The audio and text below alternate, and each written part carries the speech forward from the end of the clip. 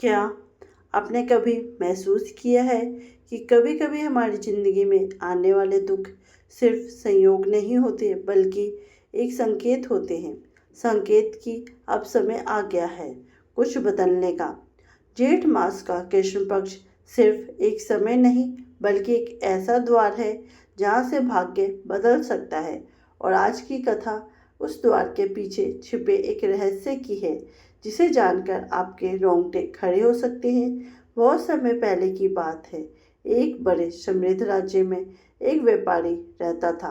उसका नाम था हरिदास। हरिदास के पास धन की कोई कमी नहीं थी। बड़े बड़े महल थे, सोने चांदी के बर्तन थे और अनगिनत नौकर। लेकिन फिर भी वह खुश नहीं था क्योंकि उसके जीवन में एक बहुत बड़ा दुख था। उसका इकलौता पुत्र अक्सर बीमार रहता था। वैद्य, हकीम सबको दिखाया गया लेकिन कोई भी उसकी बीमारी का कारण नहीं समझ पाया। दिन पर दिन उसकी हालत बिगड़ती जा रही थी। हरिदास और उसकी पत्नी रात भर जागते और उसकी देखभाल करते थे। भगवान से प्रार्थना करते थे लेकिन जैसे कोई सुन ही नहीं रहा था। एक रात जब पूरा घर सो रहा था तभी हरिदास को एक अजीब सा स्वप्न आया। उसने देखा एक दिव्य प्रकाश और उस प्रकाश के बीच एक तेजस्वी पुरुष खड़े हैं। उन्होंने कहा, हरिदास, तुम्हारे पुत्र की बीमारी सिर्फ इस जन्म का फल नहीं है, यह पिछले जन्म के कर्मों का परिणाम है। हरिदास डर गया। उसने अपनी कांपती स्वर में पूछा, हे प्रभु, इसका उपाय क्या है?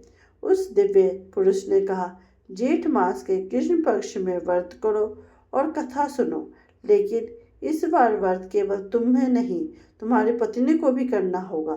और सबसे महत्वपूर्ण बात, तुम्हें अपने अहंकार का त्याग करना होगा। इतना कहकर वह प्रकाश धीरे धीरे गायब होने लगा। हरिदास अचानक उठ गया। उसका शरीर पसीने से भीगा हुआ था। सुबह होते ही उसने अपनी पत्नी को सब कुछ बता दिया। उसकी पत्नी बोली, यह अवश्य भगवान जी का संकेत है, हमें तुरंत यह व्रत करना शुरू करना चाहिए। अगले ही दिन से दोनों ने व्रत का संकल्प लिया। लेकिन यह व्रत पहले जैसा आसान नहीं था क्योंकि इस बार उन्हें सिर्फ भूखा नहीं रहना था बल्कि अपने अंदर के अहंकार को भी खत्म करना था। हरिदास, जो कभी किसी के सामने झुकता नहीं था, वह अब मंदिर में जाकर साधारण लोगों के साथ बैठकर पूजा करने लगा। वह गरीबों को भोजन कराने लगा और पहली बार उसे ऐसा महसूस हुआ कि असली सुख दूसरों की मदद करने में है, ना कि उनसे पीछा छुटाने में।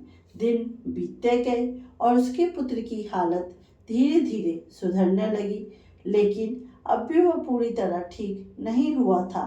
व्रत के अंतिम दिन दोनों पति पत्नी ने मिलकर पूरी श्रद्धा से पूजा की, दीप जलाए और कथा सुनी और भगवान से प्रार्थना की, हे प्रभु, अगर हमने कभी अहंकार किया हो तो हमें क्षमा कीजिएगा। तभी अचानक घर में एक तेज प्रकाश फैला और वही दिव्य पुरुष फिर से प्रकट हुए। इस बार हरिदास ने बिना देर किए उनके चरण पकड़ लिए और बोले, हे प्रभु, मुझे क्षमा कीजिए। दिव्य पुरुष मुस्कुराए और बोले, हरिदास, अब तुमने समझ लिया है, धन से बड़ा धर्म होता है, अहंकार से बड़ा संप्रण होता है और व्रत से बड़ा भक्ति होती है। उन्होंने आगे कहा, तुम्हारा पुत्र अब पूरी तरह स्वस्थ हो जाएगा और तुम्हारे जीवन में कभी दुख नहीं आएगा। इतना कहते हुए वह प्रकाश धीरे धीरे विलीन होने लगा। अगली सुबह जब हरिदास ने अपने पुत्र को देखा तो वह पूरी तरह स्वस्थ हो रखा था। उसकी आंखों में चमक थी, चेहरे पर मुस्कुराहट थी। हरिदास की आंखों में आंसू बहने लगे, लेकिन इस बार ये आंसू दुख के नहीं बल्कि खुशी के आंसू थे। उस दिन के बाद से हरिदास ने कभी भी अहंकार नहीं किया। वह हमेशा जरूरतमंदों की मदद करने लगा और हर साल जेठ मास के कृष्ण पक्ष का व्रत करने लगा। कहते हैं, जो व्यक्ति इस कथा को सच्चे मन से सुनता है और व्रत को नियम से करता है, उसके जीवन के सबसे बड़े संकट भी दूर हो जाते हैं।